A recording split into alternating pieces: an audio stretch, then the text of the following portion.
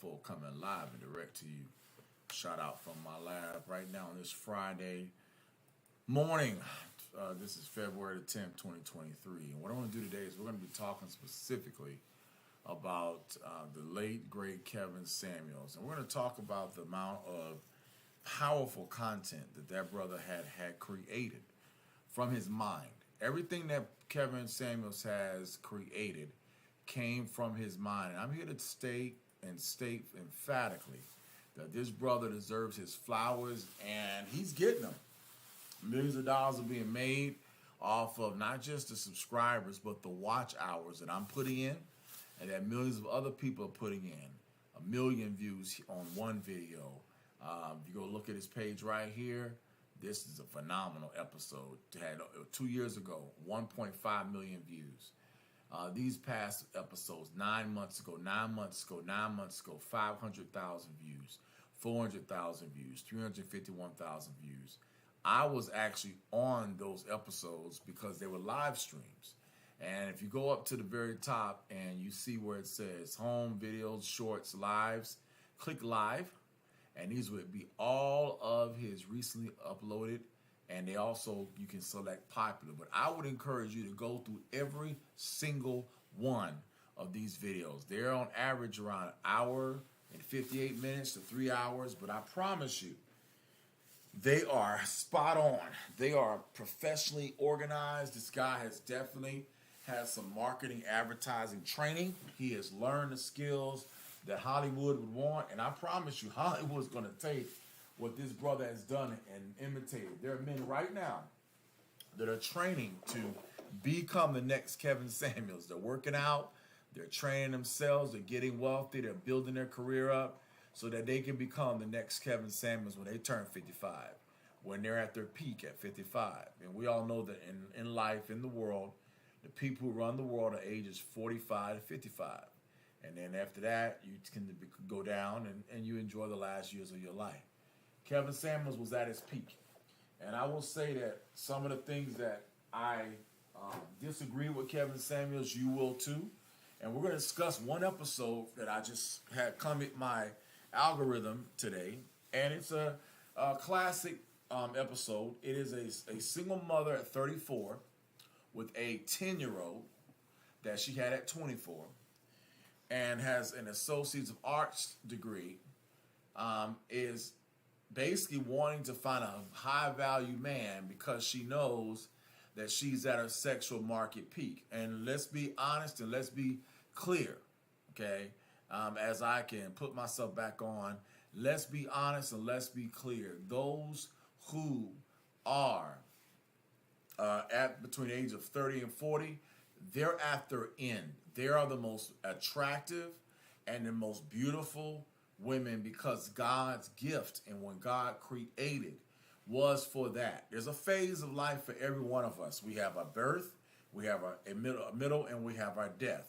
When you get to the middle ages in the area of relationships, and that is between the ages of 30 to 40, that is when you're supposed to find your mate.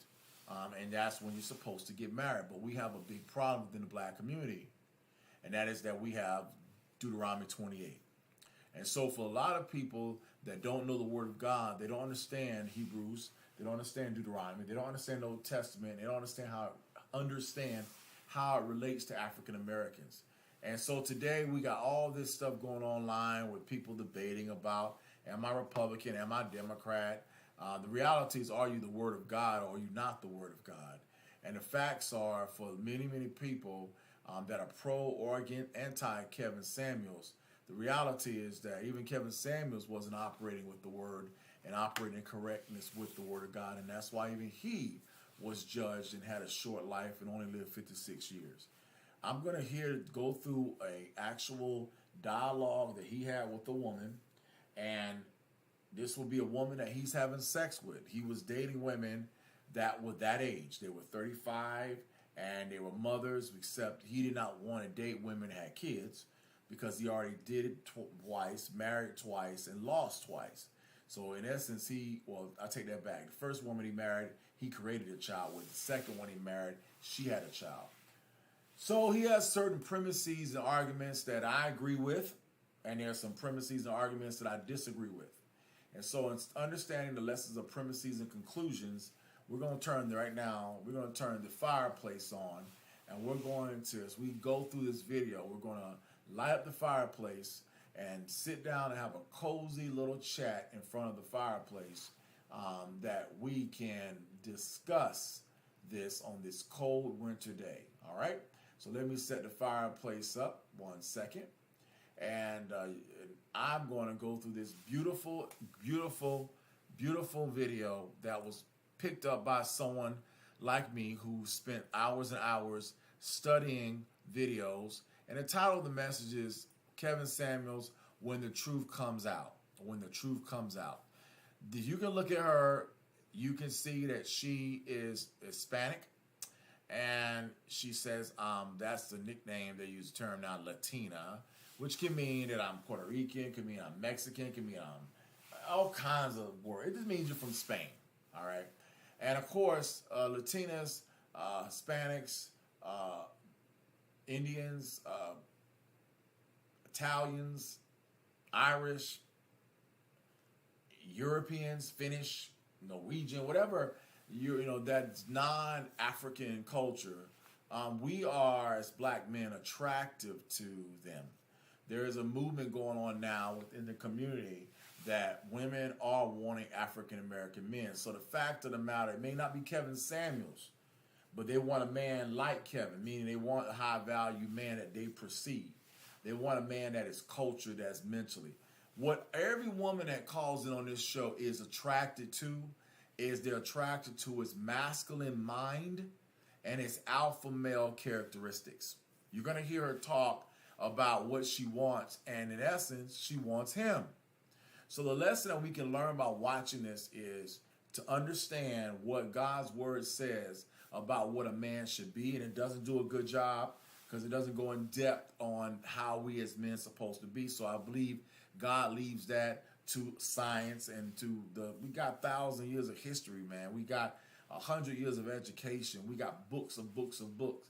So we can read and learn what we need to be. And that's what Kevin Samuels did. But the reality is that when it came down to, as I start my fireplace, where it came down to... My sister is turning 16. Sorry, stupid ass commercial comes on. I'm a pastor and I'm getting pissed. I'm sorry for cussing, but I guess I'm a cussing pastor because I get pissed off when things don't work the way I want it to work, and I'm really don't like that, but I'll apologize for cursing. Forgive me. All right, so now once I get past this ad that premium is put on, when they put an ad on, they bring a black girl who is overweight. They bring her on, and she's, you know, a typical storyline, and they try to market to us. But the fact of the matter is, black men are hating black women. Black men are hating black women. And Deuteronomy 28 is the reason. So for all of us who don't study the Word of God, there's my fireplace. There we go. For all of us that don't study the Word of God, many people are not fully aware of the fact that Deuteronomy 28 is there. Behind the scenes, I call it the curses that are hovering amongst your family lineage. Now, I can't speak for other races, but I can speak for the African-American race, and I can say that the African-American race, just over the last 100 years, and that's good enough for me. I don't got to go back 3. I don't want to go back 4. We know where we were 400 years ago. But just the last, I'm almost 50, so I can say the last 100 years. I'm 49, I'll be 50 this year. And I can say, from the 1960s to today, we have experienced tremendous amounts of curses. And in that process, we've experienced a lot of changes. So what Kevin Samuels has done is he started, at the age of 50, he started talking about lifestyle and change, he started talking about relationships. He was a man that had lost, as all of us have, but he did something about it. He decided to study relationships. And he came up with some points of value, some premises that that a lot of people don't really want to talk about. So if I'm going to now pull up this book off of Amazon.com called The High Value Man. And of course I'm right now, and it is a actual book that was on paperback that I was hoping it's on Kindle by now, and it is. They got it on Kindle by Min Liu. Yes, Min Liu. And they have it, but you also can pay $2.99 and buy it, and that's what I'm going to do. I'm going to pay $2.99 and I'm going to buy it, and so I have it in my own Kindle. So right now, I purchased this book way back December 24th, 2021. It is now February of 2023. And so the reality, a lot of time has passed, but we'll show you the book for those that need to see it. Here it is. And this is the premise that the high value man or concept came under. And it's a very small book. And it basically breaks down, have you ever felt invisible, powerless, or unattractive as a man? And it says, do you want women, do you feel that women don't respond to you? You're always chasing them and not the other way around. Or do you feel that men lack respect for you, don't treat you seriously, or even look down on you? The main reason is because of your value is currently too low, and unfortunate fact, it's become too obvious to those who interact with you. Or you're too much of a nice guy. It doesn't have to be that way. Introducing the high value man principle of positive, not toxic, but positive masculinity. You may think that you're in need of good looks, fancy car, Rolex watch, or a bank account. And that's a lie. You don't need that. But here's what you do need. You might have read somewhere that you even aspire to become an alpha male to get respect from women. Well-meaning social construct thrown around is referenced in order to explain some men are successful while some are not. Okay? So for guys like us who've been overweight, out of shape, or just been brought up in broken homes, mother dies, for me at 25, orphan basically, dad gone, never was there, left me, my mother when I was a little 5-year-old. We didn't have alpha males or beta males or Charlie males, hallelujah, to come in our life to show us how to be men. We had to kind of learn this on our own. So this guy, an Asian guy, writes this book to Asians, and it also transfers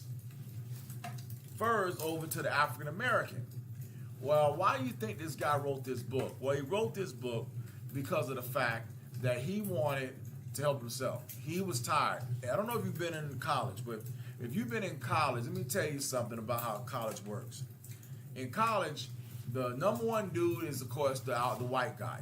He's in part of the white sororities and fraternities, got the white sorority and fraternity houses, okay? Tri Delta, Sigma Alpha, Epsilon.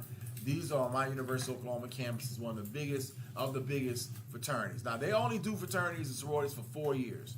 Once they graduate, they're done. They go out in the real world, they get money, they get families, and all their friends are the people that they are in their world with. In the black community, we have the Divine Nine. We have 9 small fraternities that have been 100 plus years old, but they're elite in the sense that you got to know someone to get in. And then once you get in, you got to kind of pay homage to the people of your seniority. And in essence, it's a crabs in a barrel kind of mindset. Whereas if you don't understand high value man, high value woman, because everything that this book applies to is both a high value man and a high value woman. If you don't understand and implement that, you will be the kind of member that people will never ask you to be in any leadership roles. You will not rise to the top. Most of us men that grew up like I grew up have been low value or middle value. We've been, guys that we call average nice guys, guys that were not aware of our weaknesses because no one ever said we had them. Now we look in the mirror and we see if we're overweight, we're overweight. We don't have money, we don't have money. We're unemployed, we're unemployed. But once you got a job and you're working, you still got areas to work on, and many of us don't work on this. So this guy says he's going to give you a 6-step plan on how to become a high-value man, 12 behaviors that you must eliminate, 2 guiding principles that help you figure out how you should behave, 5 exercises and tools to help you implement these, and then he breaks them down. It's over $2.99, hallelujah. you can get this on eBay or get this on Kindle, which I'm going to get right now. So I'm going to buy this, and it'll now go to my Kindle. I have it now. The guy's name is Ming Lu. I'm following him. Go look at Ming Lu. We can see he's a lawyer, and he talks about excellent verbal skills. So you can see already where we're going with this. This is going to be communication skills. So the biggest thing that he's going to push as a lawyer, and what lawyers are, like me, I'm not a lawyer, but I talk like one because it's the ability to communicate verbally in front of people. And so one of the things that I will be doing as I study, as I go through this, is that I will be focusing on making sure that I focus on being a better verbal person. As I work out and lose weight, the biggest and most important thing of all is learning how to communicate with women in public, and that's what makes Kevin Samuels phenomenal. Why? Because what Kevin Samuels learned was he learned how to communicate with women, but that took 25, 30 years. And right when he was at the peak, excuse my French, but right when he was at the peak of being able to talk to women, he died. So the biggest lesson I can learn from Kevin Samuels' life is obeying God is more important than knowing knowledge. You can know all the knowledge in the world, but if you don't obey God, it doesn't matter. And there are Bible verses that teach us how we're supposed to act when it comes to our walk, how we're supposed to act when it comes to women. And so I'm going to take this book and we're going to compare it against the Word in future videos. But right now, we're going to listen to an actual episode that a guy takes from Kevin Samuels, and he's going to basically argue some points that I want to make sure. So, as I go back over here, and I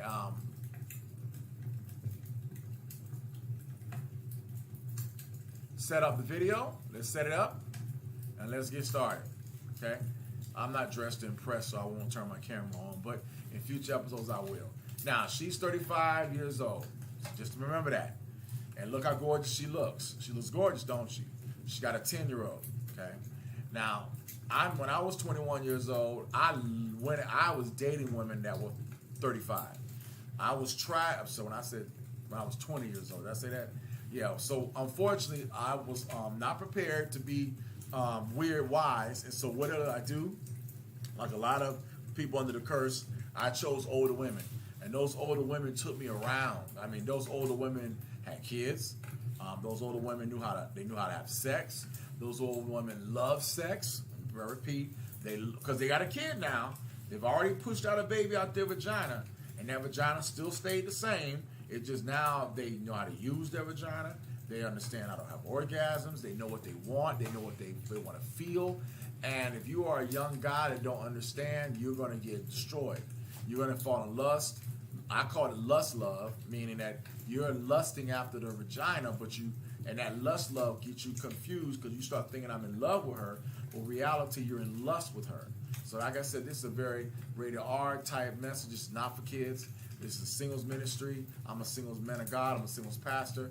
I'm going to tell you the truth because you're going to experience it. And the best way to learn the truth is hear from people who've experienced all the hell and the pain and still alive to tell you the stories.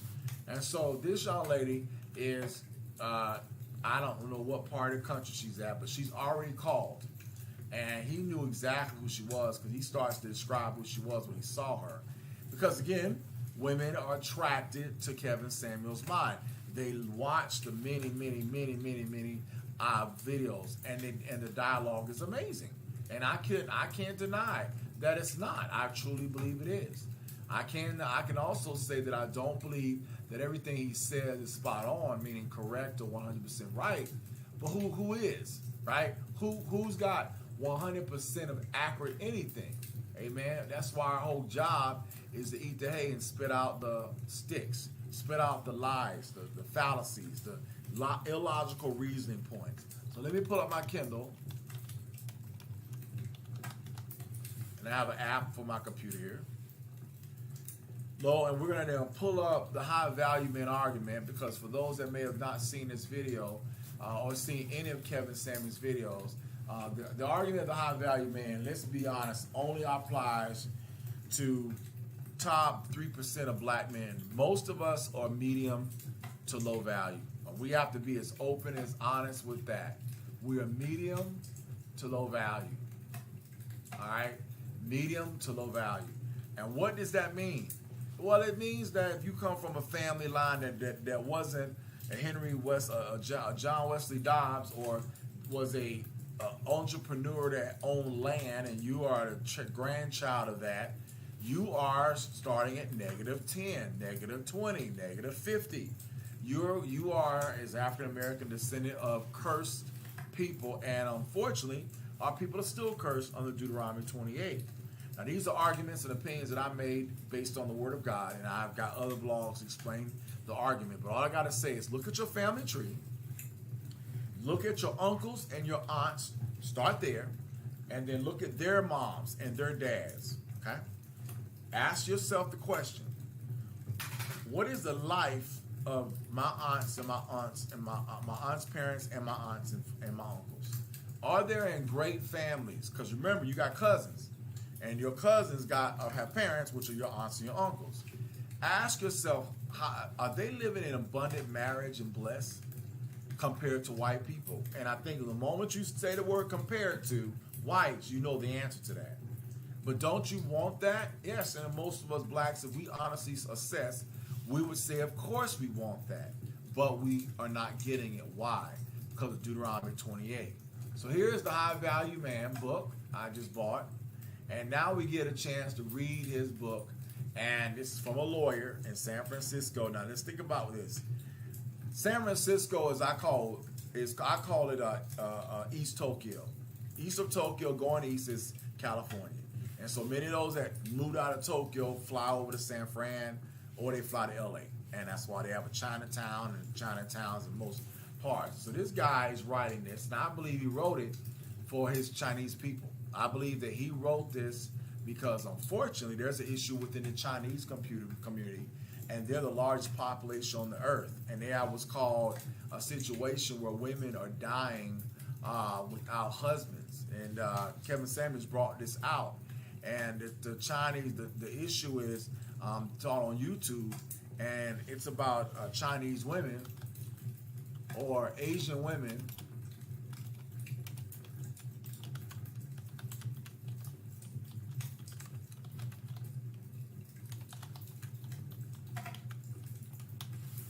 growing up without husbands. And of course we're talking about Asian women, and in 2017, I can pull this over in BBC, and this is why this book comes out and why this is so important.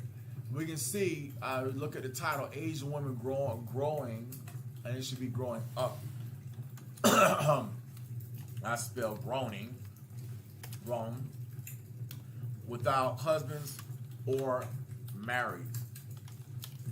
And that will open up the profile. And if you go down, I saw in the last, as I go back, and I'll do that, growing, and I'll look at this BBC article in Work Life. And it says this: Chinese women in intercultural marriages discuss the ups and the downs of intercultural marriages. Why are Western men marrying Asian women? Women in traditional China. The growing racial and ethnic divide. Okay, how America tells me and other Asian men. Think about this. How America tells me and other Asian men were not attractive. How America tells me and other Asian men, which means that this is an Asian, I'm not attractive. I have a friend in college that his name was Johnny Chow. And Johnny Chow went to OU with me, and he is now married. He married a woman that is from China. He could not get a American Chinese girl to like him. He was smart. He was intelligent. He dressed sharp every day. Honor student at University of Oklahoma Honors College. Had an older brother who was married, but even him and his older brother had to get women shipped to them to America from China. In essence, package brides, because neither one of them were able to meet someone on the street in America as a Chinese person, American-born Chinese, they call it the ABC, and they were not able to meet a person that wanted to be with them. And so I meet Johnny way back in 2005 in a debate competition, and we've been friends ever since. Now, Johnny has met a woman about 3 years ago, and less than a year after meeting the woman, he proposes and marries her. She is now going to become an American citizen. She was an American citizen. Do you think that had a little bit of motivation? Hell yeah, it did. The girl barely probably spoke American English. Just like Johnny's older brother, the same situation. They're going to have a good marriage because it's arranged, and both of them know exactly what they're paying for, and they know exactly what they want. I'm here to say that does not work in other races. We as African Americans can't go and meet somebody and from Africa and say, okay, you come to America, I give you citizenship, you give me 40 years of marriage. The moment they come over here, they're going to lose their quote-unquote desire to stay married. And that's why the divorce rate is so high. That's one of the demonic curses. So let's look closely here. How this guy right here, born in Japan, moved to Oregon, Western United States, like a person born in Tokyo, Japan, go to San Francisco, lived there until he graduated college, half Asian, meaning that what did the mom do? The mom found the white man. Mom found the white man, interracial. Right, first really interracials. And even that, because he's half Asian, half white, he's still considered not attractive. Look at the title. The title says, me and other Asian. Well, really, you're Asian white.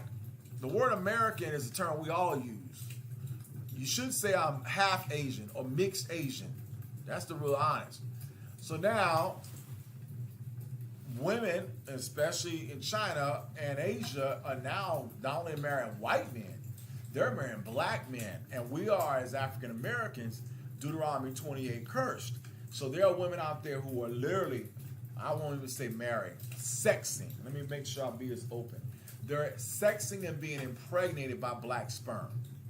So we're making Osakas, we're making tennis stars, we're making Tiger Woods, we're making elite future athletes because of our DNA, but then they're also broken because they're raised by their Asian side and they don't know their dad because their dad is going to probably fall into the traps of Deuteronomy 28. So now this is the reason why this brother, Ming Lu, wrote this book, okay? So now let's get back to where we were, all right? So now, let's go back to the book. Let's skip through most of the book and find the points that are phenomenal, okay? So let's open up the book a little bit, see if I can zoom in a little bit with the size, kind of get more information. I think that's a good font right there. And I think we can make the width maybe a little. Yeah, that's perfect width, yeah. All right, that's perfect. So we scroll down, we get into it. This is the Kindle's way of reading a textbook versus the old-fashioned way. So it's not going to be as easy. It's about 70 pages total, and so it's just a very tiny book. All right. So now let's go over here and we show a picture of a white man.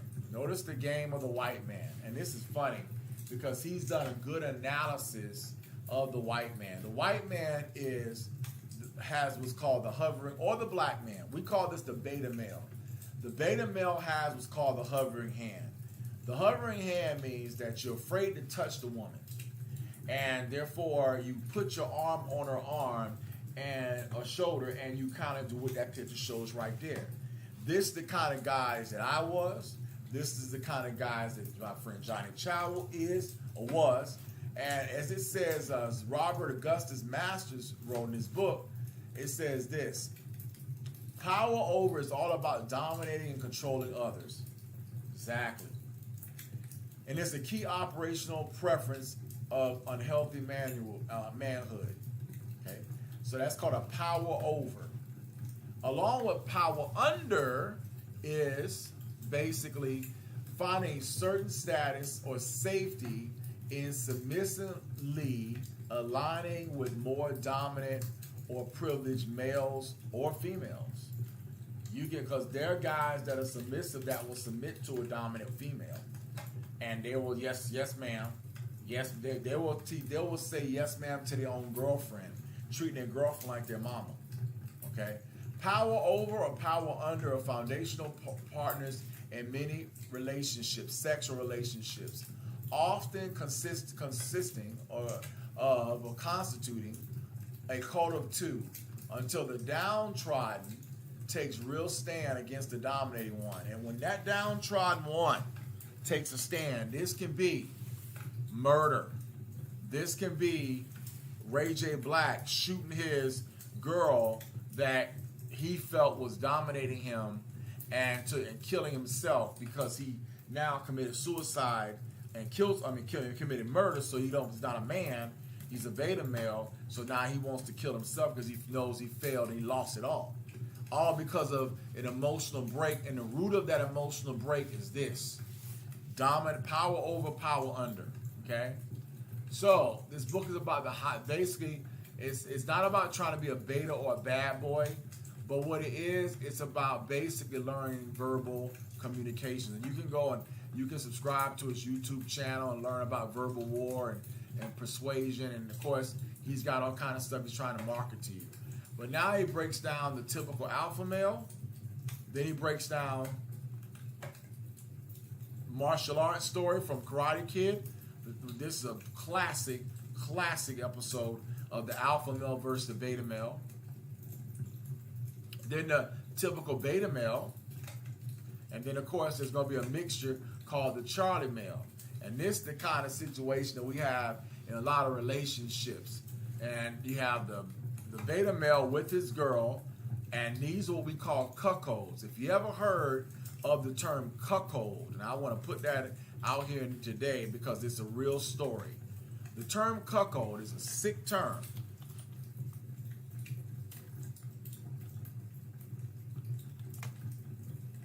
Okay, and as you go look it up, and as I pull it up, this is the term. But this comes out of the beta male and the dominant female relationship. So the beta male and the dominant female relationship. And so the word cuckold, I got to find out where it came from, but I believe Sodom and Gomorrah, is a man whose wife is sexually unfaithful, regarded as an object of derision, and that is not true. That is partially true. Okay, a cuckold is a man that allows his wife to have sex with other men while he videotapes, while he's in the room, while he masturbates, jerks off to his wife. It's actually something that is going on right now in the world today, a huge underground current. And if you are an individual that is unaware, you need to be aware, because there are women out there, there are married white women out there that will chase black football players and athletes, and they got to be physical athletes. You can't be no regular guy. And they will have sex with them and literally allow that man to ravage the white beta male's wife. And the beta male sits there and actually pushes it and gives joy to it. I mean, it's the most sickening thing in the whole wide world. Now, why would I bring this up in a blog? Because I'm aware of it. And I'm aware of it because I've seen it. And I think that you need to know, because this is the devil, this is demonic, but it's happening. So they use the term, Wikipedia, as I pull up here, they use the term, that term, and let's see where it goes back to, because I bet it goes back to 1,000 years AD. But let's see what Wikipedia and their channels say. It's a husband of a wife, of an adulterous wife. Now we know what the Word of God says. Adultery is extramarital sex. And we know in Christianity, on religious grounds. God's one of the 10 commandments is thou shalt not commit adultery. You see why God put it there, right? In biology, a cuckold is a male who unwillingly invests. All right, so that's a different term. So now let's get to the term. So the cuckold refers from the cuckoo bird, alluding to the habit of laying its eggs on other birds' nests. So in essence, if you look at the cuckoo bird, this bird will lay its eggs on another nest. Now, how they get the laying its eggs on another nest to polyamory, or basically non-monogamy, or not being non-monogamy. That's the word that people are using today. And unfortunately, it looks like it was pushed way back in 1250. Now, the word often implies that the husband is deceived, that he's unaware. Well, that's not true. That's not true. The reality, the men know. So now, if you keep looking at the symbolism now, let's see if it changes. So in Western or United States, cuckolds have been described as wearing horns of a cuckold or wearing just horns. So there's a symbol that women would throw out, the horn symbol, kind of the same symbol of University of Texas, Longhorns. And so we can see this is important because, again, there are stories and songs and rap songs that teach men to become adulterers. If you listen to 90s hip-hop, it was a lot of relationships about cheating. Songs like "I can do what your man don't do," I'm better than your man. Leave your man, come with me. Adultery. And of course, it's always directed to the women. And the women, of course, remember, they have the desire, they have the power to give sex. Men only have the power to get a marriage last name. Okay, a marriage last name. All right. So keep going on. Look at Italy. Italy, where it's a personal offense, they have a term. Now they have different terms. So now let's look at keep going to Shakespeare. Keep going across cultural. Let's look at as a fetish. Now this is the stuff that is going on right now in the world as a fetish. Okay, and they call it cuckolding. And basically, it's complicit in the partner's sexual infidelity. The wife who enjoys having intercourse outside her marriage, they call her a cuckoldress, and the man is a beta male. They call him written more submissive, but that's all that term is, a beta male. And the dominant man, the dominant alpha male, the black man in this case, will then be called the bull. And so, if a couple can keep the fantasy in the bedroom, come to an agreement that doesn't damage the relationship, they may try it out. Well, it's not. It's going to damage the relationship. It's going to destroy the relationship. The question is how, when. Okay. So now they got, and this is Wikipedia. So this is written by atheists and Christians, but mostly atheists, and they can update this in any moment, any day, any time. All right. But at least you get to see what I'm talking about. So now they try to say it's a fantasy, and it helps our marriage because I get to have a fantasy. But when you are having a fantasy about being taken by 3 different black men and you're being treated like a dog, that fantasy is a sick fantasy. Okay, so fetish fantasies does not work at all if the cuckold is being humiliated against her will. Well, of course that wouldn't work, but it destroys her regardless. So then they end up and they say, according to this theory, physical and mental pain, mostly mental, brings attention away from self, which can be desirable in times of guilt. Well, as you go look at some of these, you can see books and you can see polyamory. This is basically the polyamory. That's what it all is. Now, why did I bring that up? I brought that up because as we start studying this picture, we can see that is the root of cuckoldry. That's the root of it. The woman is holding another man's hand while the man is holding her.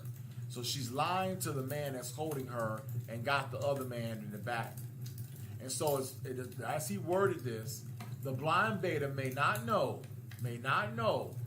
about the different guys she sleeps with. But not once has he considered calling her out on her sick behavior. that he actually witnesses in person or considered even breaking up with her. So you got a woman that you're dating and you know she's doing other men, but you don't want to walk away. Okay? So now we get into, he's trying to sell stuff. We're not going to buy it. We're not going to buy it. And he keeps using them. And then he sells some more stuff. And he's quoting people. This is a lawyer. Remember, this is a lawyer. And then he says, high value men focus on the internal, not the internal. Becoming a high value man is about cultivating a rock solid mental makeup. I agree with that. That's a good point. And he's using Robert Greene's book, which is the 50 Laws of Power, which are demonic. Some of them are they're Machiavellian. They're not necessarily biblical. So I can't use Robert Greene's laws. I'm going to use the Word of God, but I do believe cultivating a solid, grounded, internal, mental Christian makeup is the key. Putting the word Christian in here, okay? So now he goes on, he keeps on talking, he keeps trying to sell again. Then the benefits of becoming a high-value man, and then he breaks down that, then he tries to sell again with more stuff. Then that was all chapter 1, okay? Then he breaks down limiting behaviors. Now, before we're going to stop here, and I'm going to spend time making a future blog on this.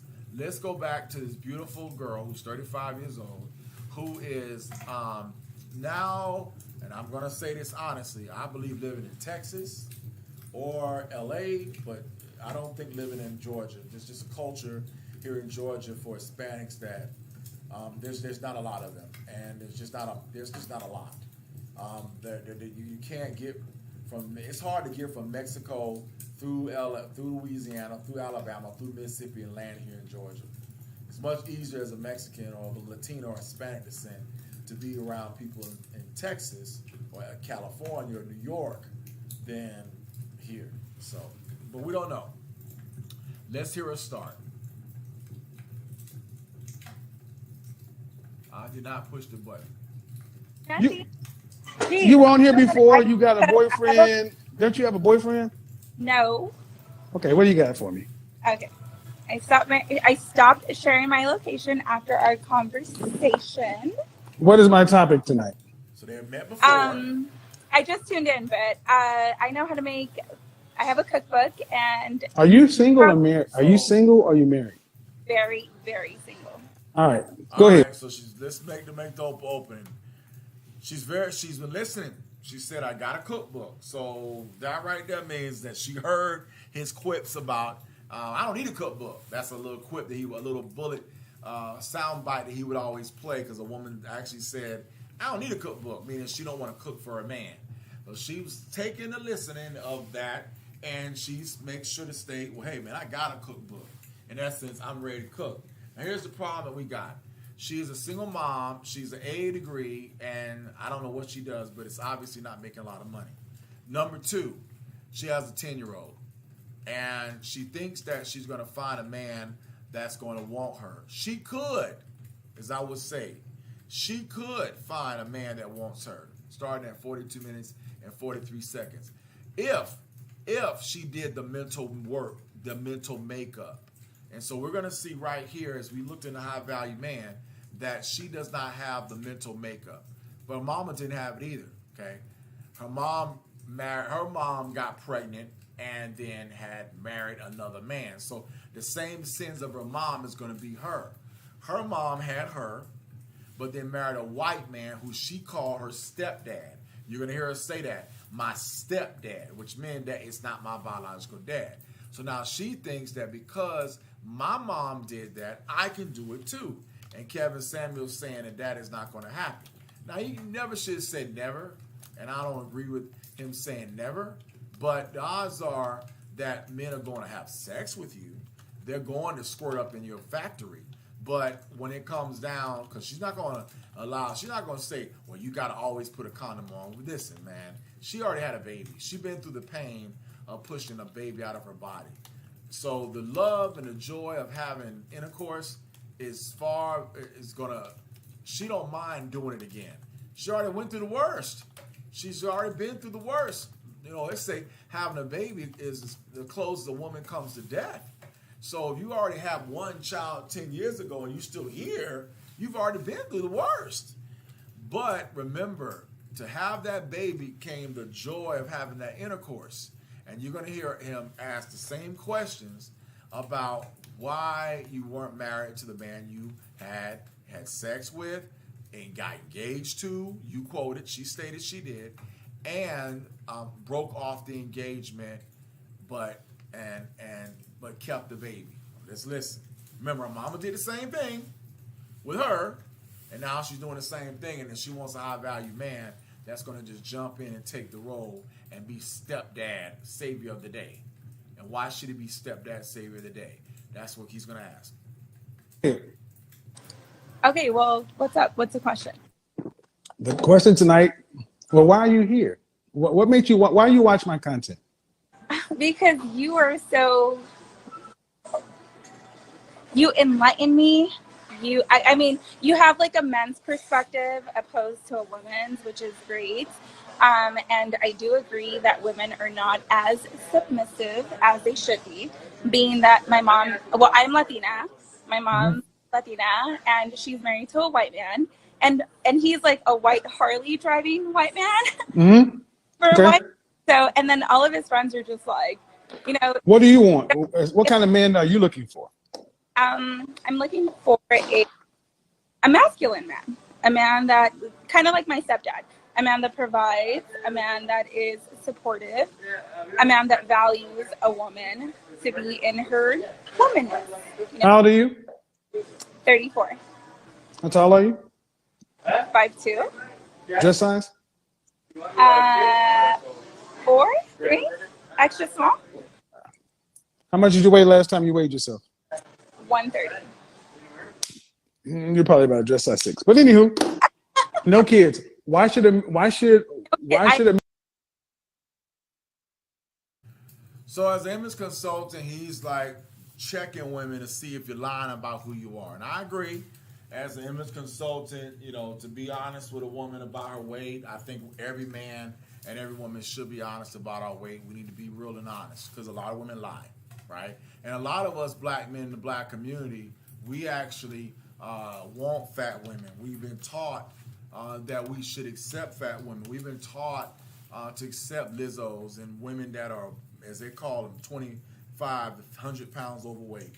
The vagina, of course, is still a beautiful vagina in a fat woman or in a slim woman, but it's not healthy to be with a fat woman physically because of diseases.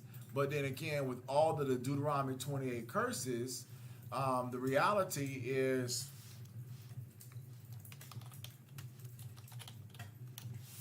it's about children and healthy children and being able to create life. And so if you are a fat woman with cankles and don't have ankles, and you got, 45 extra pounds of fat on your thighs and your legs, and the only way we can have sex is you doggy style, you got to bend over. So I got to always have sex with you looking back, looking at you from the back. And of course, black men go, oh yeah, man, oh yeah, but they don't recognize that is very disrespectful. You might think you win because you doggy styling her, but you have no intimacy with a woman when you can't look her in the eye when you're inside of her. And of course, we can all do missionary, but who wants to do missionary with a woman with fat thighs that rub together and create brown, stains in between her legs? Who wants to even kiss her vagina if it looks ugly because of the rubbing of the fat thighs? I mean, we have to think about these really important issues when we're dating individuals that are obese. And as men, we have to think about the fact that women don't want to be with us when we are obese too. Okay. So now she is going to basically say to her self that she is,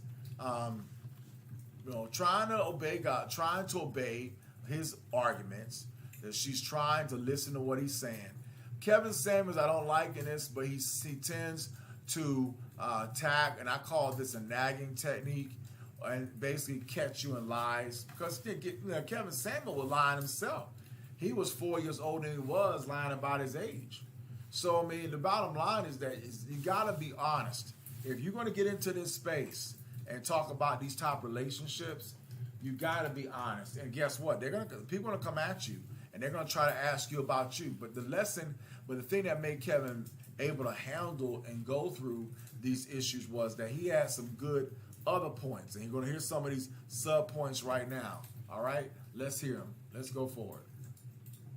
I'm going to try my best not to stop it. Man, why should a man pick you to be his one and only? Question 1. Because I come from a traditional family. I am a career-oriented woman, and I know how to be a wife or a woman or submit to a man. Well, you're a career-oriented woman. Okay. What did you go to college? Yes. Mistake What 1. You saw the hesitation. You saw it. She did an up and down and go, yes. Now, when you pause on that one simple question, it's a yes or no. It should come out in milliseconds. Did you go to college? Yes. That's how fast it should come out.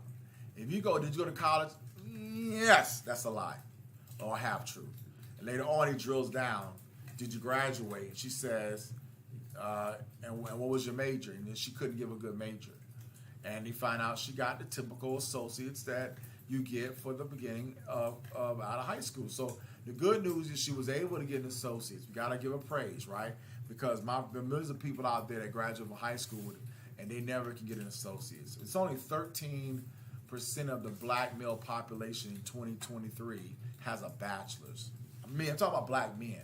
So this is the kind of, and we're a black man. I believe she's on this show because she wants a black man.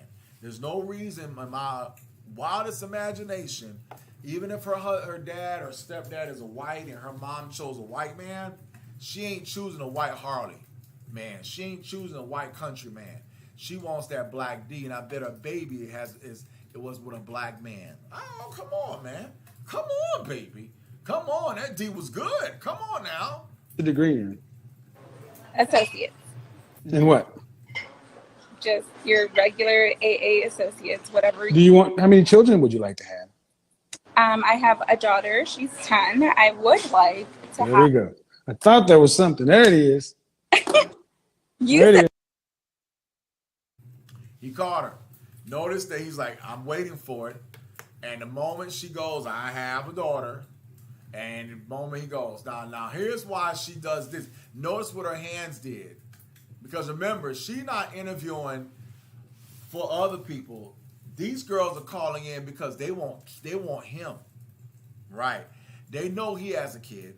They know he has a child. And remember, if you have a child or a failed marriage, technically in your logical mind, you would think, well, I can get with a woman to have kids. Now, we go religiously and go straight to the Word of God. The Bible says you should never marry someone that has been married before, right? But what about someone that has baby out of marriage, that had made a child?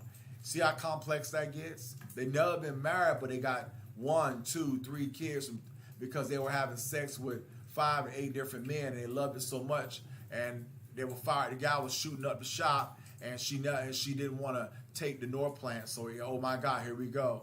Abortion, no abortion. Abortion, no abortion. I'm gonna have a baby. I'm gonna pay.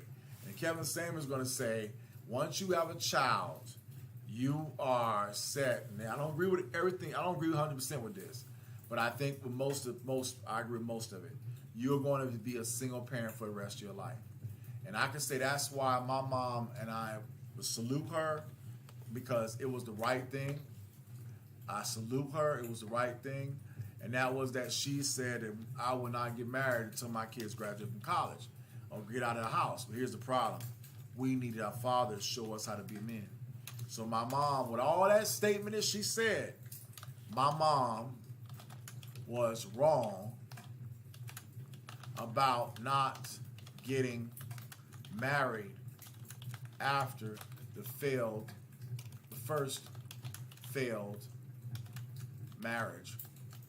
And my opinion, I personally am debating this in my own heart. Should a woman that has been married, that man cheated, get divorced? Well, the Word of God says if a man does cheat, you have the right to get a divorcement. So that gives my mom legal right to marry again. The problem, of course, is Deuteronomy 28. The men out there are under the curse. And then women must want to have babies. Nobody wants to marry a woman that has got sterilized. So my mom got sterilized. So that right there says, hey, well, ain't no babies happening. So when my mom dated two different guys, one of them named Fred, the other one named Charles, she was dating one for 12 years. It ended. Then dated another man for 12 years. That ended when she died. But the reality, right before she died, they weren't in a happy place. And so the tragedy about it is Deuteronomy 28, and that is that she was a beautiful lady that loved God at when she died, but she wasn't following God when she was young. She didn't know how to follow him because her mama didn't know how to follow him, and her dad was never there because her mother never told her who her father was. So you can see the Deuteronomy running my mother's life, which means they were running my life, and I'm pretty sure your mothers and yourselves got the same thing. Same for this girl, but it may be not Deuteronomy. It just may be another curse. Where is this girl's biological father, and why did she not marry the man she had the 10-year-old with? Yeah. Is. Go ahead. You got a 10-year-old daughter, and you like to have what? I'd say maybe 2, max 3. Where's her dad? Her dad's in the picture. We share custody. He takes her every Tuesday and every other weekend. So it's a very amicable relationship. Why didn't you guys get married? Oh, there it is. Because these are all questions men are going to ask. Yeah, because he was very toxic. He was not. So you opened your womb to a toxic man and gave him the greatest gift a woman could give. And you said it was a high school relationship. No, you were 24. I was 23. She lied. Okay, don't split hairs with me like that. Okay. Check that shit. There you go. Now, notice what he did. Don't get mad at me because I can do math. Men are going to ask because you gave the sales pitch. I'm a career woman and I come from this family. Cool. No, it's bullshit. Look, because now we're getting to the nitty gritty. Because you wouldn't push back like that if you were what you said. It's good. She started shaking. She knew she was running game. She was like, I knew I was giving a sales pitch. She knew that when she came on the show that I'm giving a sales pitch for all of the guys, because at this time, this show probably had at least 30,000 people watching it per week. And on the night of the show, it might be 20,000 in the chat. And I used to be in the chat, and believe me, our chats be going through, people be donating 50, 100, 500, 800, 200, 300, 200, 300, 200, 300 dollars just in the chat room, man, for without getting nothing in return. They were just giving it away, myself included, because I thought what he was saying was spot on. Never got nothing in return. Never got nothing back later on. Never got a card. Never got a thank you. Never got nothing. But it's a lesson learned. But what she did right there, she thinks she's running game. Remember, she's 34, 35. She's at her peak. She got about 5 more years before the wrinkles come because she got white blood in her, right? So remember, white women and those that are half whites, mixed breeds, their wrinkles come a little later than white women. The wrinkles for white women come fast. For black women, they come really late because of our melanin. Thank God for the melanin in us. Hallelujah. But they have less melanin, so they get wrinkles much faster. You are. No, fast forward. So no fast forward. You wouldn't push back the way you did if you were what you're saying you are. No, I am what I say I am. No, so you're still pushing back. There it is. That's very masculine. Oh yeah, totally. It's like debaters. Women that want to debate men on the truth. See, women, one of the most obvious traits about a truly feminine woman is agreeableness. And so you're going to tell me he was toxic. I don't know. I'm just asking. Any man worth his salt is going to ask you, why should I be a stepfather to your daughter and open myself up to the Me Too environment and all the things that come along with bringing a child into my life, much less a female child who's not going to be an asset to me? He's going to ask you about the ex. He's going to ask you why you didn't get married, and you got to have something better than he was toxic. I was engaged to him, and I broke off the engagement because of the factor of there was violence. There was what? Was the police call? Yes. Was this before? Now we're gonna hear this argument. She says it's an amicable relationship. Now there was violence. Now we've had Ray J where Ray J shot his own ex-wife, and that woman put out all kind of notices saying this guy's violent, this guy's violent, this guy's violent. How do you go from what she said earlier to have an amicable relationship with my child and allowing my child to stay with him throughout the week, but he's violent to me as the woman? That's bullish. That's BS what she just said. BS. Women say stuff like this. And so I want to make sure I state that, in fact, that is bullish right there. And we need to make sure that we stop and we charge up every girl that says that about their ex. You know, we need to do a deep dive.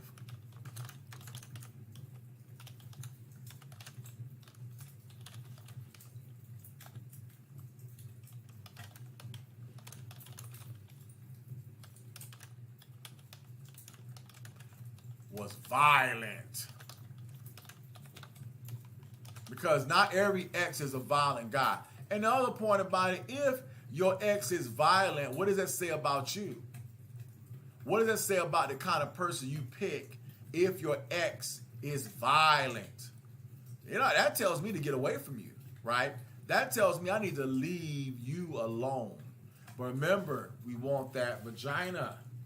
We think that she might be a master at sucking penis. We think that she might love anal sex. We think that she may love to swallow our sperm. Let's be as open and honest. We think that your vagina canal might be the most magical, massaging thing in the world. It may have the tightness of the ability to squeeze your penis off. Right? She might have multi-orgasms. We don't know, but these are the things we're thinking. You don't know. You don't know who she is. Right? But if we ask these questions earlier, even though we're thinking what I just said we're thinking, we get to really challenge her mind to find out the brokenness in her. To let us to really logically think, do I really want to get involved with a woman that's broken like this? Here we go. Or after you were pregnant? A little bit before, and then after I got pregnant, I was like, I have a daughter. I cannot have her in this. Okay, so here's something. See how she's lying? Even as she's speaking, she's smiling. This is what we call, if you study body language, this is an excellent tell. This shows she's lying. And the thing about it is, she's lying and she can't hide the lie. Kevin Samuels instantly recognized the lie, and that's why he did a throat cough, and he changed the subject because he already read it. And if you ever study the skills of body language, and there's a great book called The Basis of Body Language, I implore you guys to get this book. And it's called the FBI book on body language. And it's for police officers and those that I think in ministry, and those who are just wanting to be skilled to read people, because this is important to read your girls and your friends. It is important to learn people. As the high value man that we talked about earlier, your relationship with understanding women like this is dangerous if you don't. Watch her again now. Look away is a tell. That's where you call, either you're trying to recall something or you're lying. And you'll notice with Kevin Samuels, he's staring at the screen hard because he's done so many years of study that he's watching everything. And he knows if I take my eyes off this, I can't catch her lies. His whole brain is like thinking 15 chess moves ahead, trying to figure out where she's going before she get there. Of there was violence. There was. Notice how she said it. Violence. Now, the way she said it, she then looks at the camera after the word violence, kind of watching to see what his response would be. And if you notice quickly, look at Kevin Samuels' eyes. You notice it perked up because he was waiting for that, because he was expecting it to come. So the next question he's going to ask, and he always asks this question to everybody, same question. Did you file a police report? When did the violence start? Before you got pregnant or after? Here it comes. Was the police call? Yeah. Was this before or after you were pregnant? This is a little bit before, and then There it is. And that's where the lie came in. Right with the a little bit before, and now she's trying to make something now because she knows it's not completely true. And so now she's like, and now she starts smiling. And the great part about her, you can see that she is not evil completely. She's deceptive, but she ain't completely evil. She could be saved. God could reach her and humble her. She could be. There are women out there that are broken, that have been broken, and they can lie, and they'll lie right to your face, put the crocodile tears on, and not care. This ain't one of those women yet. Just only a matter of time. Only a matter of time. Just depends on the guy she selects next to have sex with and be in a relationship with. And whoever she selected, that's going to determine it. So now, this guy, she's going to start explaining. I asked the question, how can you be in a relationship with someone that's violent and give your child up for joint custody? Again, as I put this into the message. Damn it.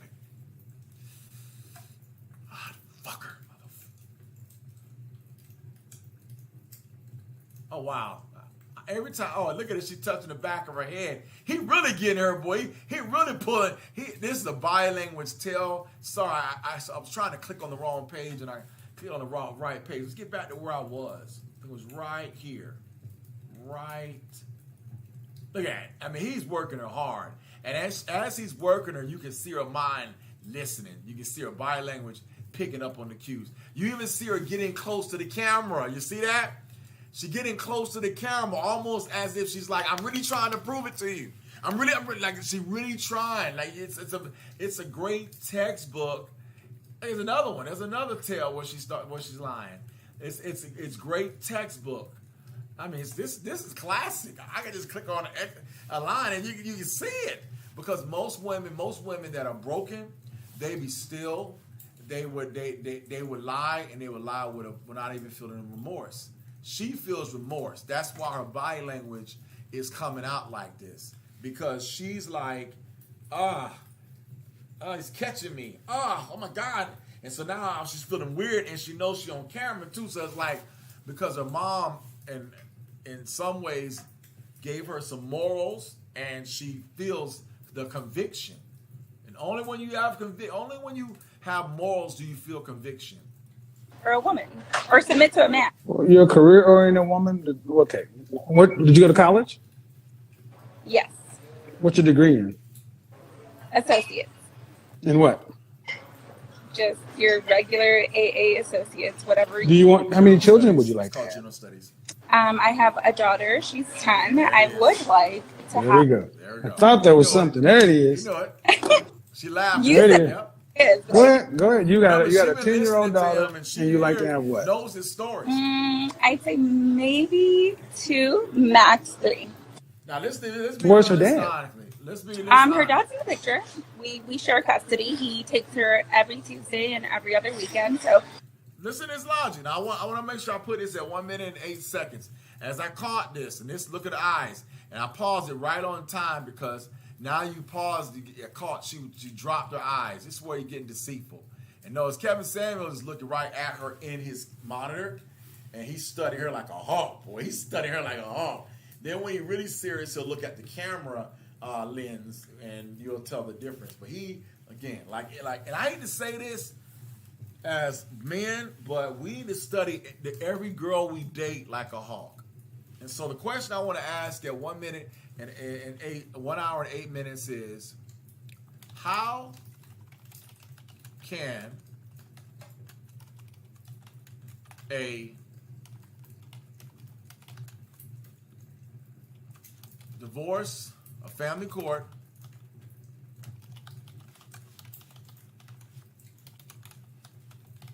give joint to a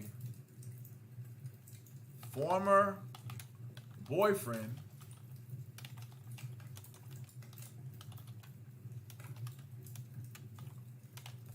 who the girlfriend claims that he has been violent to her in before and after pregnancy. Question mark, question mark, question mark. I think you know the answer to that question. A judge would not. The family court system is pro women, always.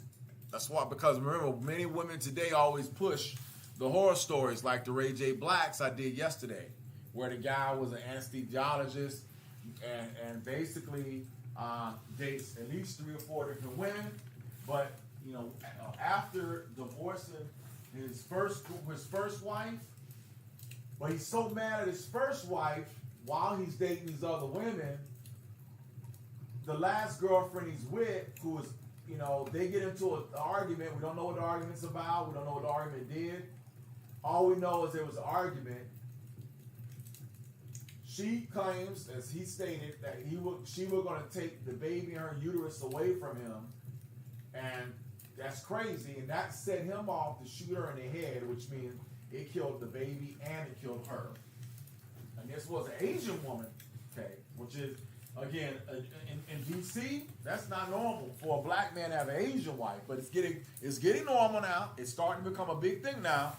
It's starting to become a huge thing now, matter of fact, due to that cuckold stuff I was talking about earlier.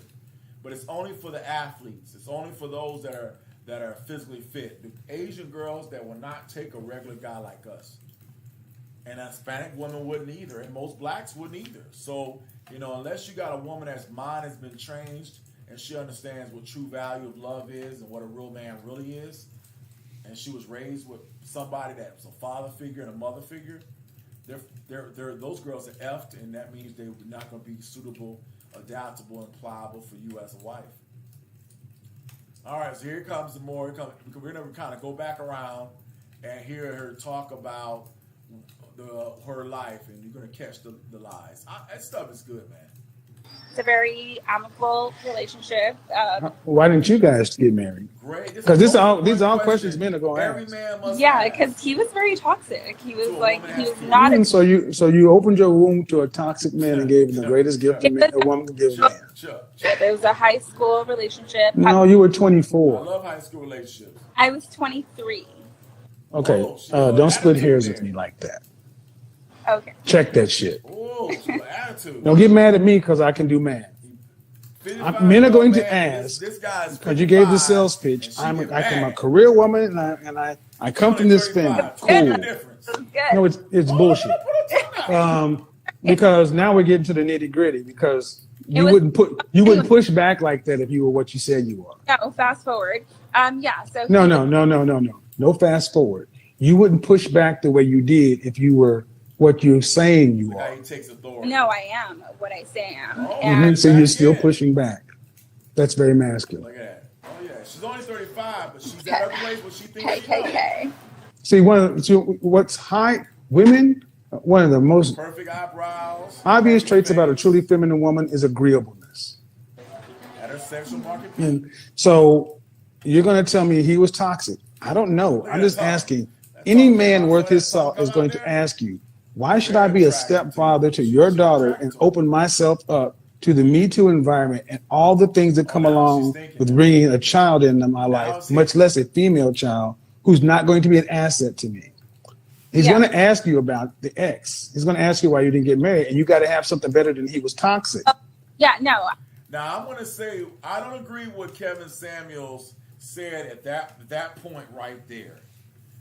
This is my disagreement with Kevin Samuels in that point right there. First off, let's talk about it. I got to stop. I got to talk about this 1 minute, 1 hour and 14 minutes and 0 seconds time stop. Okay, please. This is my opinion, and I got to put it out there in writing for my paper. Okay, the one area I don't disagree, that I don't agree with Mr. period, space, SAMUELS, conclusion,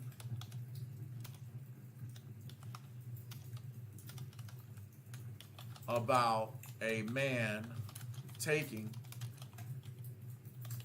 care or adopting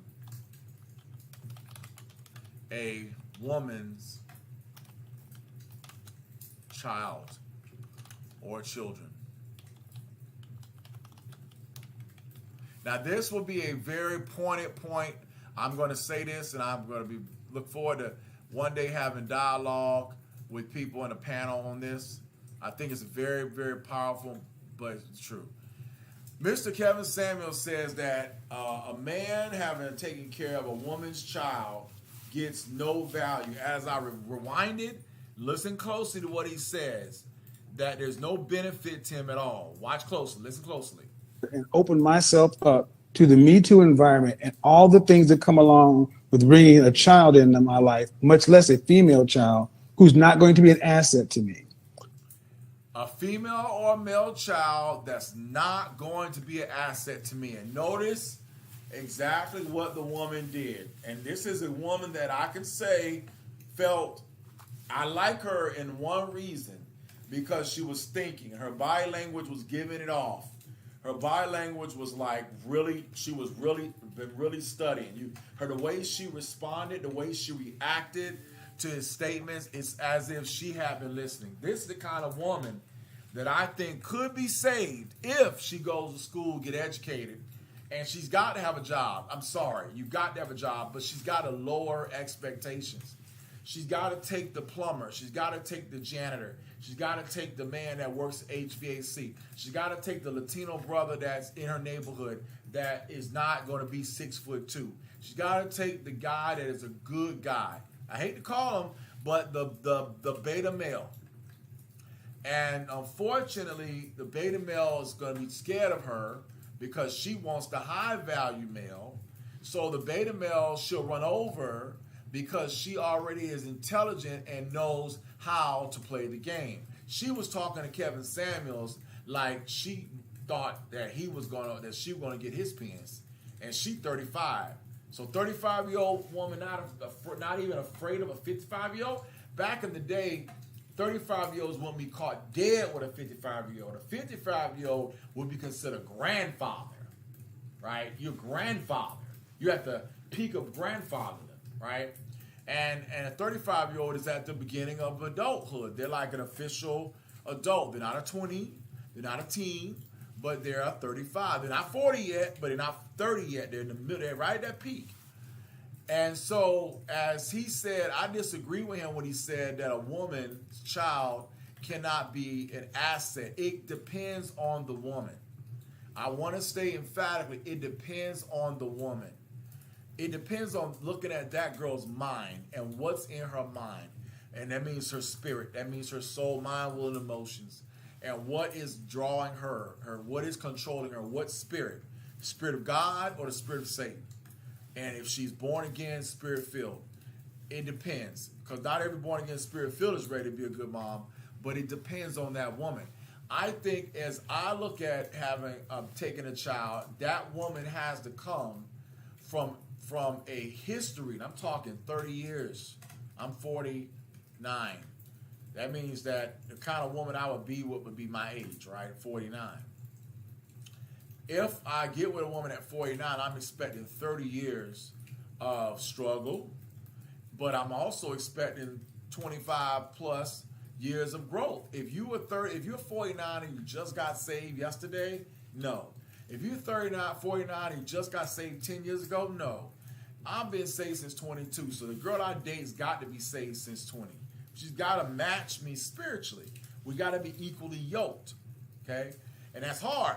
But the good news is much easier now because with YouTube and making videos, it gets to millions of people, and I can meet people all across the world. The only hard part will be, will that woman move to my city, right? But that's the only hard part. But guess what? I can meet women that I would never meet because I'm not moving to Idaho. I'm not moving to Orlando. I'm not moving to Omaha, Nebraska, and that woman could be there. But if she really wants to be with a man like me, she's going to make that sacrifice. Because I'm going to make the sacrifice to provide a home and live for her. And we can't live in two different states.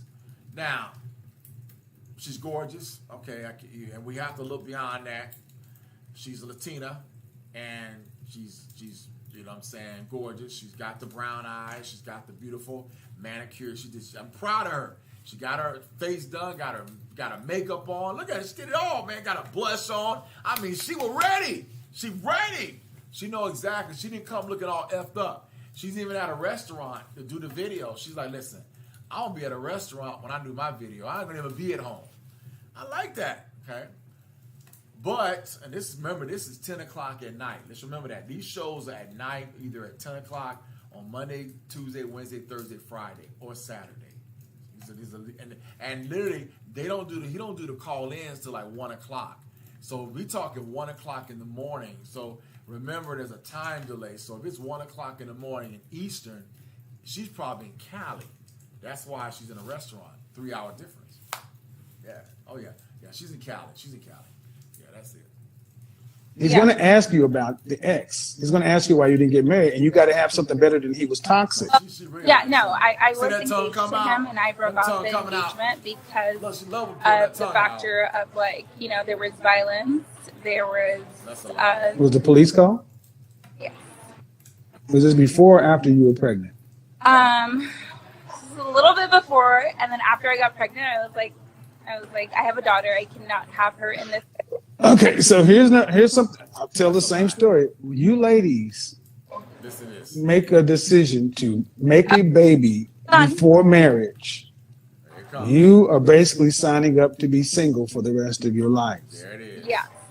Because, or until the child is out of the house, because you're asking a man to be a stepfather. And what you have to understand is you got to bring something to the market that's better than a woman with no children.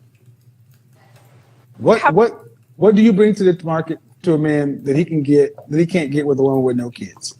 Now, this is what I'm going to say right there to that question. And man, her body language is spot on, boy. I mean, I'm pausing it, and I'm catching her right at these moments where, you know what I mean?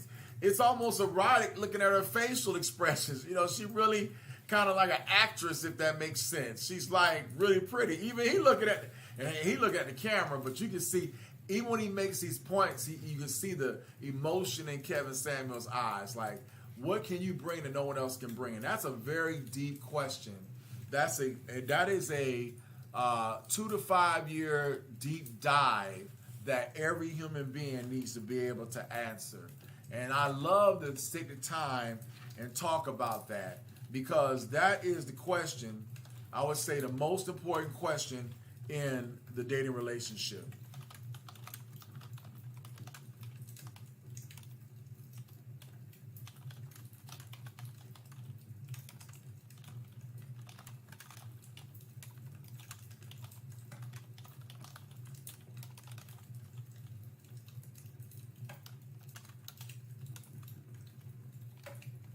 So let me type it. I'm typing this. What?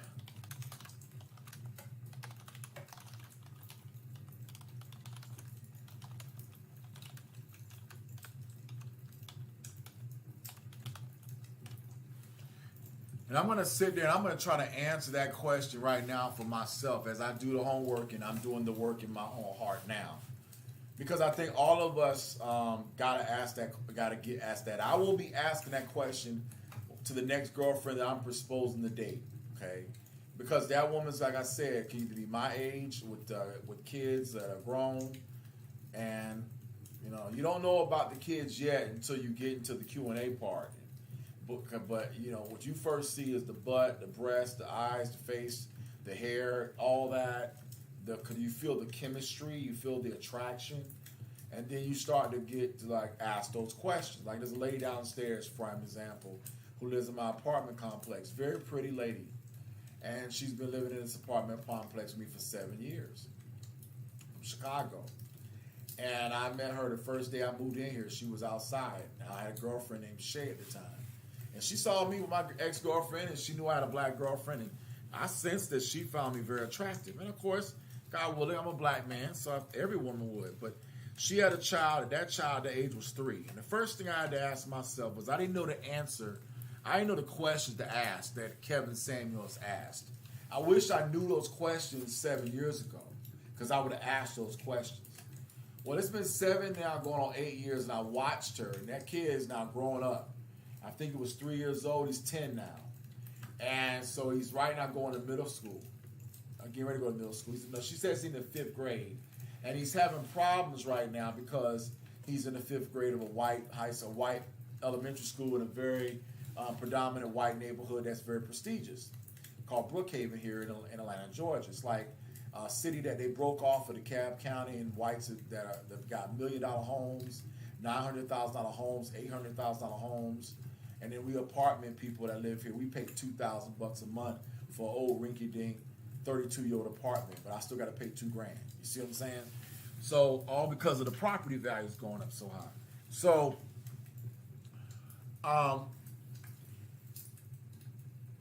she's dating different guys, and I remember last time was like 3 years ago. We had COVID. She was dating a black guy, and I was like, I met the black guy, and I was really happy for her. I was like, all right, man. You know, he was a blue collar guy, had himself a work truck, and she works for the CDC. Have herself a corporate job. Fine. She works from home. I work from home. Fine. And she has a nice Hyundai. I have a Hyundai. We have matching color Hyundais. Hers is a different model. She has a Sonata. I have an Elantra. But they're brand spanking new. So you already know it based upon the car you drive and where you live. And I live by myself. That I'm not a dumb, poor guy. I'm pretty okay. That makes me very attractive, right? That makes me very attractive to a woman that wants somebody to take care of her. Well, the thing about it was that, you know, I wondered, well, you know, where are your friends? I've noticed she's like me. She's a loner. She has no friends. I've never seen a girlfriend come by her house. She's from Chicago, so that means all her family's in Chi-Town. And she grew up in a very, very affluent Chicago experience. So she's kind of like a catch, if that makes sense. But you must be a smart man full of this knowledge of high value, low value, middle value, and continuously educating yourself on it so that you can keep her mind sharp. See, the way to that girl's heart is through her mind. The way to this girl's heart right here is through her mind as well. There's some women that the way to their heart is through their vagina. And there's some women out there, the way to their heart is through your time. But there's some women out there, the way to their heart is through their mind. You come at her mentally, you give her mental orgasms, meaning you say things that make her go, oh, wow, oh my God, I never heard that before. That right there will make a woman want you just as bad as you having 6-pack abs, which is, I think, great, because if you can keep studying and meditating and being intelligent, you got her. But the moment you stop, the moment you're not, you lose her. When you look at that woman, you can see from her camera, she is like in lust with Kevin. I mean, she is like literally looking at him like, I love this guy. And all I'm doing is I want him. And her tongue came out a couple times because he's looking at her like, you can see by the angle, you can tell he's like, man, wait a minute, I don't like you like that, baby. I ain't attracted to you, but he's looking at her as a father. He's looking at her as a father, and she's looking at him like a sexual partner. And that's why I hate it about Kevin having sex with that 30-year-old and dying with that 30-year-old, because to this day, no one ever talks about that girl. It was a one-night stand. Instead of being in a long-term relationship with somebody that he could have had a relationship with. He was so intelligent that he needed to be with somebody as intelligent as him. But he made bad choices of choosing the wrong girls. I mean, wow, that's a great point. Great point. Look at the desire in the caller's eyes for Kevin.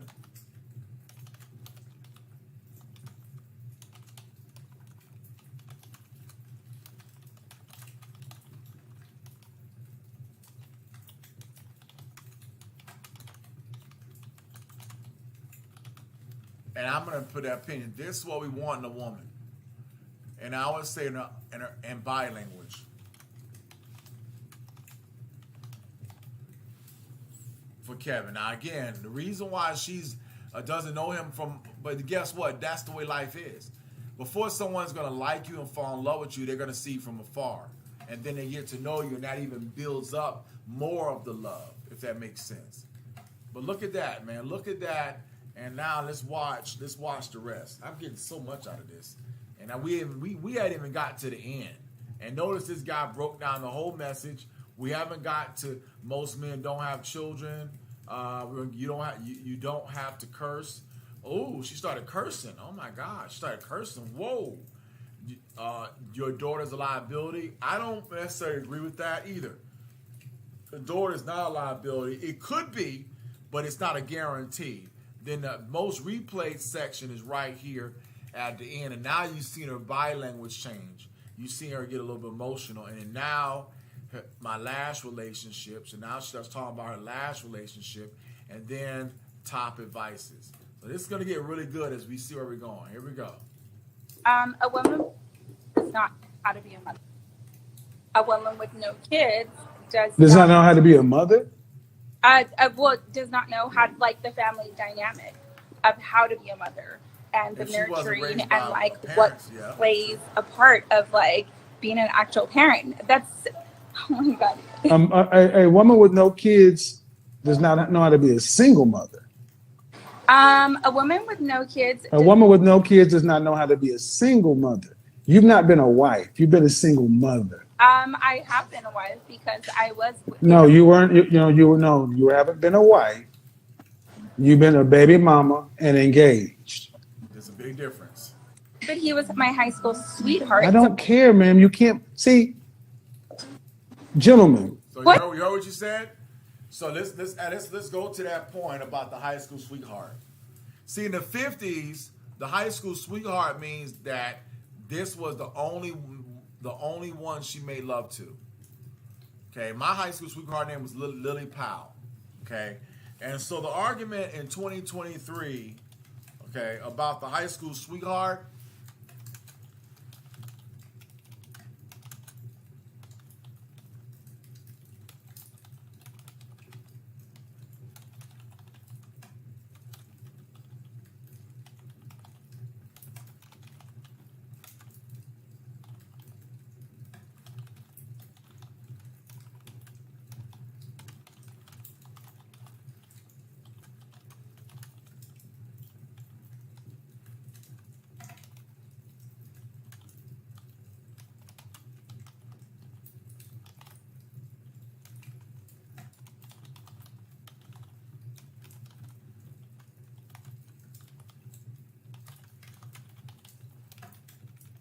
Okay, let me make sure I get to look at this quickly.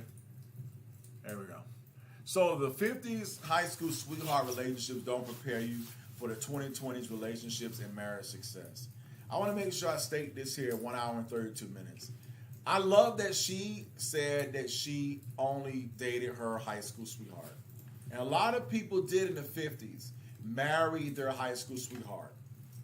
As I sit in front of my fireplace, I want to say that day is gone. That is not going to happen. Not everybody. Most kids are going to find a high school sweetheart, but that doesn't mean that's going to be the one you're going to marry. The girl I had met in high school, her name was Lily Powell. We met at the library, at the lunchroom, in the 10th grade at Inglewood High School, Barnes Road in Jacksonville, Florida. I was living on the south side. My mom left the south side, took me over to Arlington, so I had to be literally 2 buses away, almost 45 minutes away from my high school, and get a special assignment for my last 2 years of high school. So my girlfriend who I dated lived in that area. I didn't. I have to catch the 2 buses to get home. and she had to drive 45 minutes from where she lived to my house. It put a big strain on our relationship in the 11th grade. And by the time I got to the summer of 11th grade, I enlisted into the Army. I didn't really have a good conversation with her to explain what my futures were. And I don't know why. We didn't talk. I just don't know. I was very ignorant of how to be a good boyfriend or husband. I didn't know how to be a father. My dad was never there to teach me. So like anything else, she broke up with me, and I understand why. I was a beta male. I did everything she wanted. No masculinity, no ability to make her swoon, because I didn't know the skills, because I'm unable due to my father didn't teach me. He wasn't there. But it hurt like hell. It took me about 3 to 4 years really to get over her. And I thought about her all this time over this past 20 plus years, 30 years. And found out that she'd been married and divorced twice. Maybe she with me, she wouldn't have been married and divorced. But looking back, I would say, yeah, because I was a broken guy back in those days. And I don't think I would have been a good husband either. So thank God that it didn't work, she broke up with me. Thank God we didn't get together. But I loved her and I cared about her. So I'm saying is that so high school sweetheart relationships don't mean that you're going to have success. It does mean in this case that she is not with multiple penises, but I argue she's had at least 5 relationships sexually, beside in the 10-year period of her child being grown. She had her baby. She was with her high school sweetheart. They broke up. They're now in an amicable divorce. Men are coming at that beautiful vagina, and she's giving it to them as I would expect. The only question is she allowing herself to be impregnated, or is she on the North plan? And I hope she's on the North plan. In Jesus' name, I pray. I wonder what she thinks now, knowing that Kevin Samuel's dead and this video is up and it's being watched by millions of people. I wonder. This because you ladies don't tell the truth, and you think because listen, man. You said you can't make yourself a wife just because you're in a relationship. That's not how that shit works. That's right. These are all the steps that you do, though. Like everything that you do. And I want you guys to understand. This is what I asked. This woman said she's a feminine woman, and listen to the argument. You're making up reality, man. The reality, here's how the story should go. I had a child with a guy. It wasn't the best decision. I take complete ownership for it. I made a mistake. I know it's going to be a burden and a strike against me. But in order to make up for that, I've done this kind of work. And this is what I bring to the table, or a man, to actually make myself an asset along with my child. That's not what we're getting here. Then that's exactly right. If she had taken that sentence right there and took that and said, okay, I'm going to apply that, she might be married today. I don't know when this video was done, but if she had taken that great education that comes from a licensed professional therapist, this was not Kevin Samuel, he got it from somebody else, she'd be married today.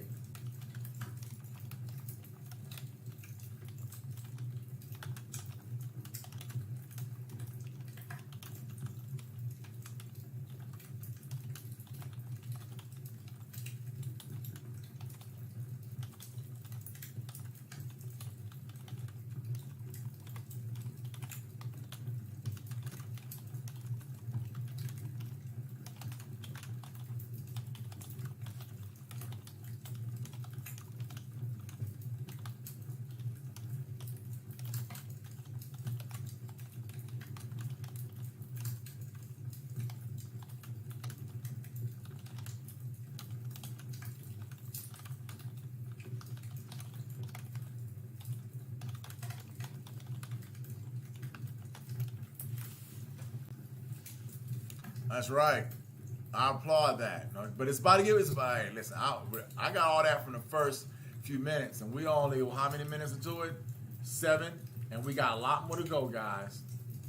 Getting here is, well, I'm a mother because I know how to be a mom. Men are looking for somebody to be a mother to their children, not somebody else's. Now, I disagree. And vice versa. I disagree with that BS right there. Here's why I disagree with Kevin. Listen, man. Yes, he's half right and half true. Men want to have kids. Some men can't. At the same time, men are willing, if the woman did that work, to take on that child.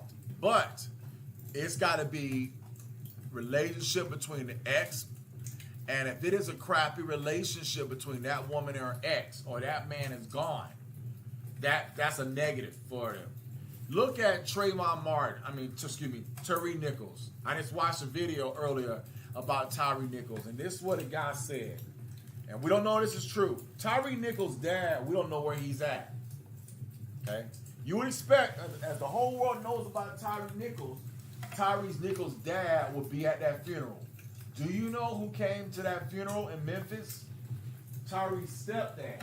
And what's been proposed by a video I watched from a caller who says they say that the mother basically did what most women do. They choose their husband over their child. So Tyree Nichols, 29 years old, that mother said, I moved to a new city, I got my home, I got my man, I don't care about, I got a second chance. Remember, 25% of chance for a black woman to get married. So this woman gets married, she in that 25% demographic, blackdemographics.com, of getting married. She don't want to lose this guy. Well, look at the curse. The curse still got her ass. It still got her.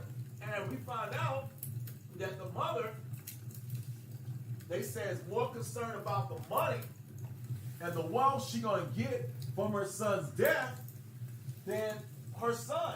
They said that woman didn't even care about her son, and I hate to say it, I'm starting to believe the truth. Uh-oh, it's leaking? Yeah, it is leaking. It is leaking. I saw it leak. I'm starting to believe the truth, and here's why I believe it. Because there's a man. Whenever a guy gets to be 29 years old, that man is battling with that 59-year-old or 55-year-old man. And in their home. You can't live in a home at 29 years old with your mama and she's having sex with her 55-year-old man. If you got to come back home at 29 years old with your mama, that shows you failed anyway. That shows that you didn't have your stuff together anyway. You're supposed to be at the beginning of your career. You're supposed to be the adult getting married and having, but remember Deuteronomy 28. So we can't say that woman is, I'm talking about the mother of Tyree Nichols, we can't say she holier than thou. We don't know her at all. What I am saying that there's something shady going on, there's something fishy going on, because this guy crying out for his mama like he a damn 9-year-old, and he ain't 9, he's 29. Nobody does that. But then, of course, maybe it's because the actions that he took, messing with that girl, opening the door to where he's at, choosing the wrong sexual partner. We can't do that, brother. We can't do that. Boy, still be alive if you never mess with that white woman. I'm looking for a man to play that role, to be a father to But we don't want to be fathers to your kids. We want to be fathers to our own children. You already got a father. You said. What about okay, what if you No. What? Understand something. You don't have any leverage in this thing as a single mother. See. Now, I disagree with Kevin Samuels here. Disagree. We got leverage because the bottom line is you got children too. What she basically saying was she wanted a Brady Bunch. And that's what most women want. They want the TV show The Brady Bunch. The Brady Bunch. The Brady Bunch. But here's the reality. When he says that's a bunch of BS. Yes, there's leverage. Because she don't got to open up her vagina. And remember, he argued only from the high-value man perspective. Well, let's be realistic. There's only 0.1, maybe 2% that we can consider high value. Most black men don't make $10,000 a month. And she wouldn't qualify to get one. As pretty as she is, she could not be with someone making $200,000 a year. She wouldn't know what to do. She just sit there and be pretty. And that is unacceptable for men making that kind of money. That's why I said she needs a man that is a average person. It's all about what you want. No, it's not. Somebody has told you because you're a woman, you get the truth. And there's the truth right there. That's the truth. The sass, the to another man's children. All right, let's get past To be that. stepmothers to their children. And No, most men don't have children. and No, man. Well, he doesn't go. He's not specific in his argument about most men don't have children. So I'm going to skip that because he's not completely. Imagine this. Saying all the You're truth. And damn Take off the mask. it, where's the remote? Look at He's not completely saying the truth, and I don't like when people don't completely say. Kevin's like everybody else. You got to catch him on his catch. But thank God the guy took the time to break down each of the shows, so I can speed up to the area that's important to me, and I will speed up. Most men don't want to be fathers. No, men, you say they don't want to be stepfathers. So you should have said that. If you put the word step in front of it, that'd be right. You don't have to curse. Let's go here. I want to see this part. All right. no, but honestly, like I feel like I comprehend and I listen and I am willing to take criticism and Go back and listen to this and look in the comment section. Man, every time first of all, you don't have to curse. You don't have to get loud to be combative. It's disagreeable. You disagree with reality. Do you think, what percentage of men do you think want to be stepfathers? What percentage of single men? All right, that's a hard question, and I'm not going to even go there. And now here comes the biggest argument. He's going to say your daughter's a liability.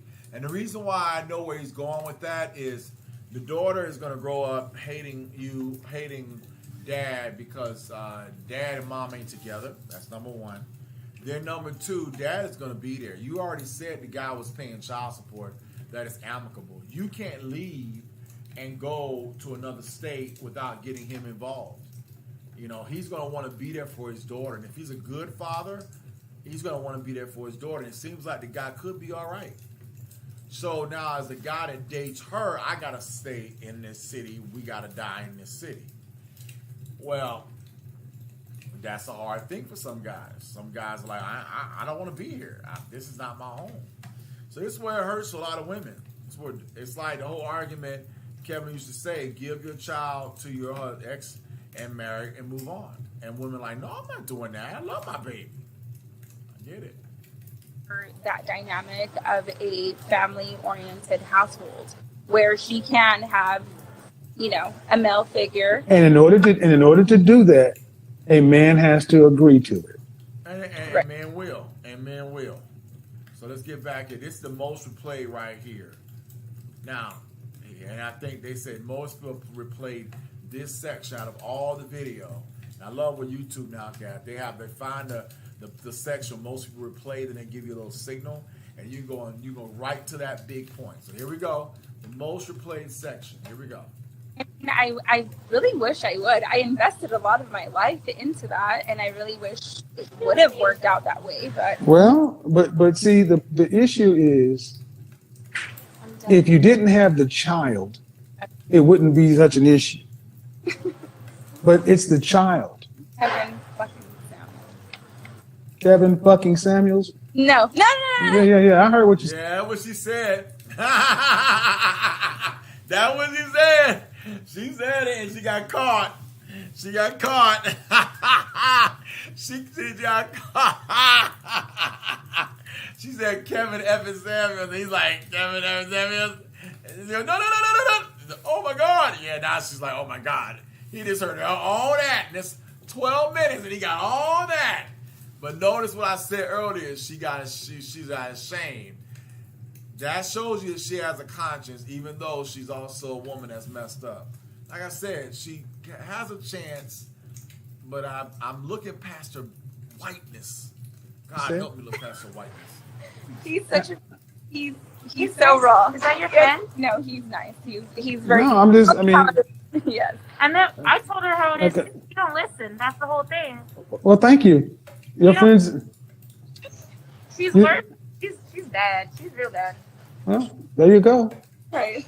Man, I'm trying to, whether you agree or not, whether you like it or not, I'm just telling you that you have to look at it from the men's side. I get what you want, but it's a market. And it's like you're going to the car lot and you got money to buy what you want. And they say, this is the only thing we got to sell. And they're telling you how great it is. And you're like, no, I got choices. And if you don't understand that men choose who gets married and understand that in order to get what you want, you're going to have to give a man what he wants. That's exactly right there. That part is the best part right there. That would probably be the best part. Men choose who gets married. Men choose who gets married. So now we're going to go into our last relationship, and we got a few minutes to hear that, and we'll be done. All right, here we go. My last relationship was about, I wouldn't even call that a relationship. It was a fuck. Maybe the last relationship that I was in was with my daughter's dad.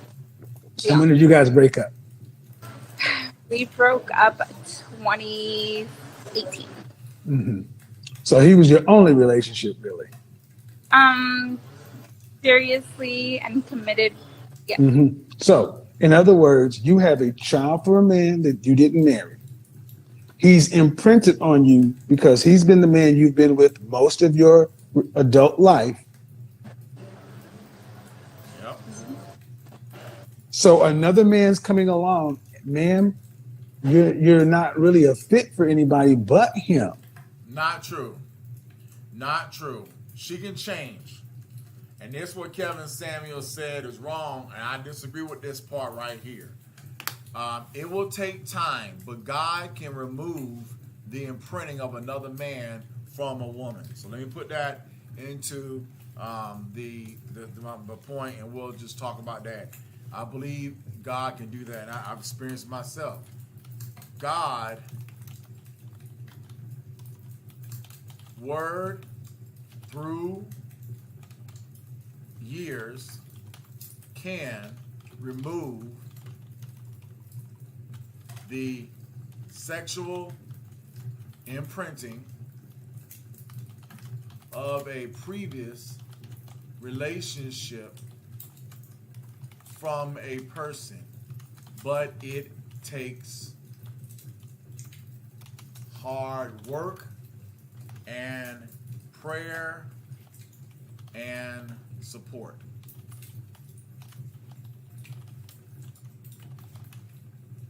So what I mean by that is this: you cannot go from man to man to man, or woman to woman to woman, okay?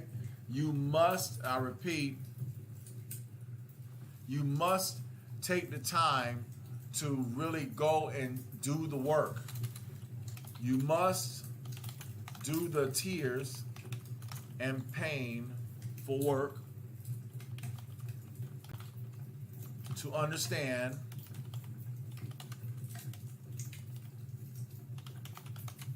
why that relationship failed and what areas did you contribute to the failure. Okay, now that's just my personal opinion. And so right there, Kevin Samuels, he said he's good at doing the stare. He knew exactly when to look at the camera. He knew exactly where to hold the lock. And notice that she stared right at him because she likes him. She called him F and Samuels, but she likes him. Why? Because she's heard his and listened. And remember, that's why the women called. They loved his mind. Of course, looking slim helps a lot, but they loved his mind, his logic. I think also they loved him cussing, and they loved him being nasty and being alpha, and that's demonic. You don't gotta cuss to be alpha. You can be an alpha and be straight up, but you don't gotta use profanity and curse words. If I could take this whole episode and pull out all the curse words and just play it regular, it'd be phenomenal. But unfortunately, there's going to be profanity in it. I don't like it, but that's unfortunate. That's what I think causes premature death. He's having another child with another. I don't care, ma'am. I'm sorry. That's the way it is. The man, and I know what she said. he's having another child with another woman. And then he says, I don't care. I completely disagree with Kevin's last assessment. And I'll make sure I state that. So like I said, Kevin Samuels is not 100% right and no stretch of imagination. And just because I'm listening to him, I completely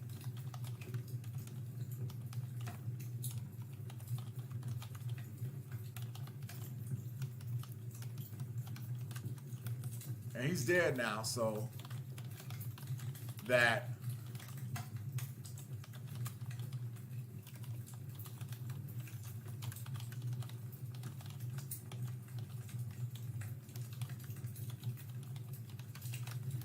the only one, keyword is only, and that's kind of where he made it. And I have to put it that the only person that you can be with is the one that you had children with. Listen, having children is something is because of the fact the girl was not wanting to be on the pill. She did not even really think about the fact that she's getting impregnated right now.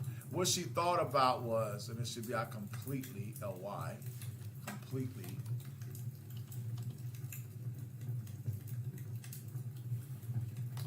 Thank you. That, I did it. Now stop playing around. No, I want that. That's what I want. And so, with that being said, she's a young girl, 35, and she's gorgeous. And I'm not going to look at the episode comments because let's see when this video was done. We don't know when, but there was over 4,445 views a month ago. This got uploaded. This Stoic Kev is not Kevin. Someone just made a channel called Stoic Kev, in essence, to make it Kevin Samuels and to make money off of it. And because they want to use the store, but it says, and in this person, this is sad for Mr. Awesome. He's a tragedy. Though he's not. I'm sorry, no.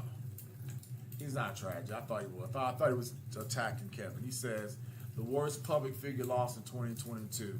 Yeah, he was. But thank God we got his audio.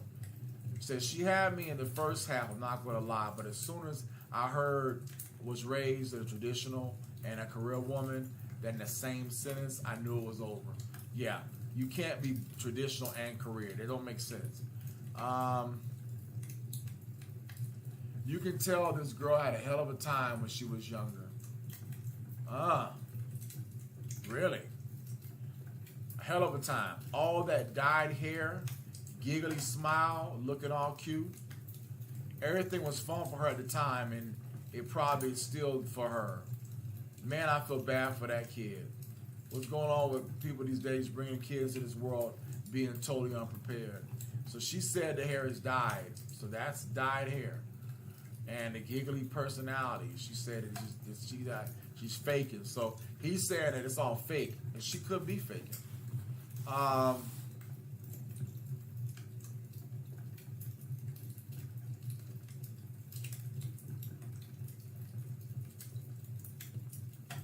She's 34, but acts like she's 14. That's a good argument.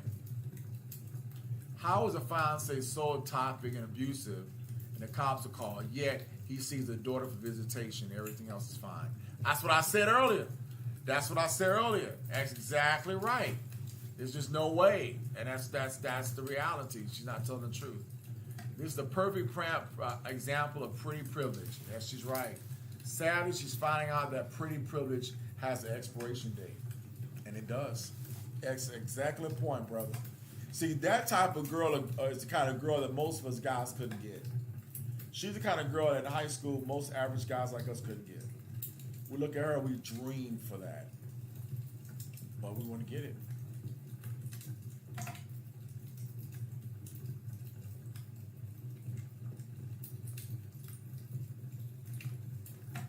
His special talent was being able to cut the BS and get to the truth. You're right. There were so many videos where I caught lies in the woman's stories that Kevin Samuels didn't even bother addressing. His question responses were just too good. You're right. Learning Kevin Samuels should be mandatory for any male over the age of 12. Yes, sir. Yes, sir. Yes, sir. Yes, sir. That is exactly right. That is exactly right. I wish I could tell when this video came out. Let's go to Story Kev real quick. This is a guy that's I don't know who he is. I don't. We got to respect ourselves first. We got to All care. right, so you see, he's taking Kevin Samuels and he's pretty much making videos using Kevin Samuels literature, but that's not good enough. We don't need you to tell me what Kevin already got his own channel. I don't need you to tell me what Kevin says. You need to add your own information to it. I'm doing that right now. Pause until the. So I'm not going to share this guy because I don't want to give him any more subscribers.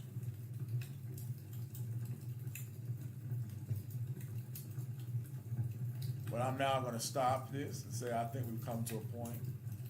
But pretty privilege, it is dyed. I didn't know it was dyed hair, but and I guess I know why. Eyebrows don't match the hair. Yeah, your eyebrows and hair always match. So whatever eyebrows is, that's her hair. Yeah, I don't hang around. I don't hang around a lot of white women. So that's one of the things you don't really study. I don't.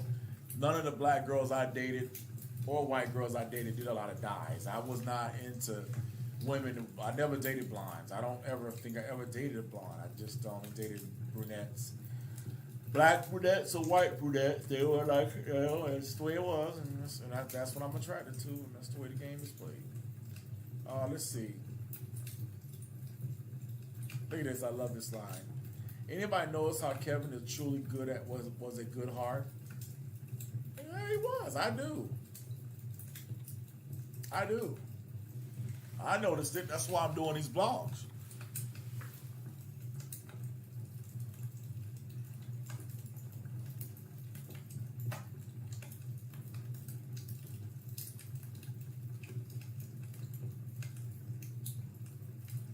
Thank you for these comments, man. Just seeing the minds of other human beings just blesses me. It motivates me to become a better man. Hallelujah.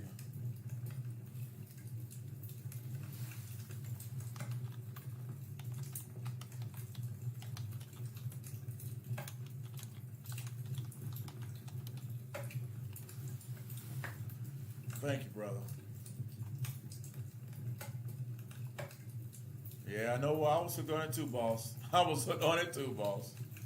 All right. I think we got it. I think we're done. Well, until the next video, we thank you for watching. Let's leave with a pretty face. Let's find one of the sections where she looked real pretty. Ooh, that's a good one. Yeah, that right there. Yeah, I like that. Let's end with that photo right there. That's the way we need to look for, man, when we have conversation with women. To the point, without being nasty, but they shocked when they hear the truth.